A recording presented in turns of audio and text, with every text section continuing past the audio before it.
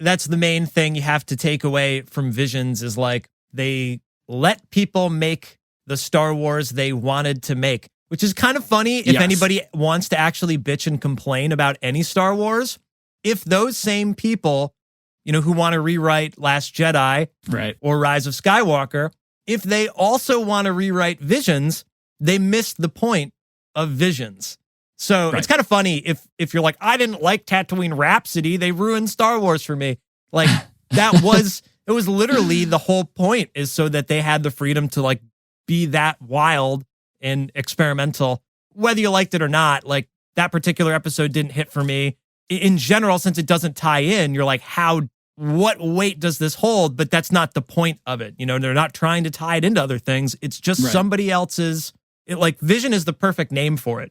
Like if you're listening to the show today and you didn't watch the behind the scenes, you have to watch the behind the scenes because it really ties in the whole point of the series.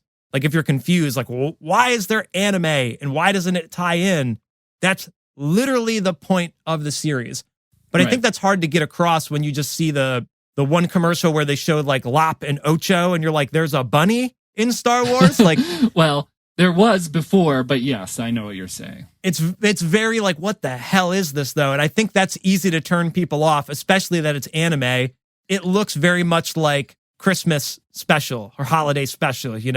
Where you're like, I probably am going to write this off immediately just by looking at it, not realizing that the whole point was to give a completely different culture a chance to contribute to Star Wars. So it's cool if you look at it from that angle. Exactly. And taking it back, expressing more of the roots of Star Wars. Like, obviously, samurai lore and that kind of storytelling, all those old samurai type films had such an influence on George Lucas and on the creation and storytelling within Star Wars. On the other side of the coin, from what you said, as far as like people seeing the trailer and them shutting it off, I'm hoping that this opened it up.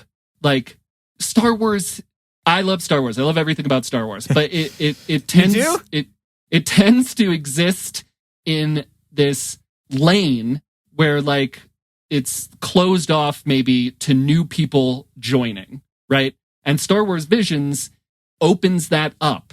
Right? So if you like anime, if you're an anime fan, you can watch Star Wars Visions and maybe you get more, and maybe it opens the door for you into Star Wars. Or a Mandalorian did the same thing, right? We're opening doors into Star Wars all the time, but Mandalorian's more tied into the canon storytelling. But what Visions did, and with the different creators, and if you like some of the creators or studios and stuff that they've done in the past, and you watch, but you're not into Star Wars and you watch their Visions episode, it just opens up doors. And maybe it opens up doors for people who do like Star Wars to check more of those creators' stuff out.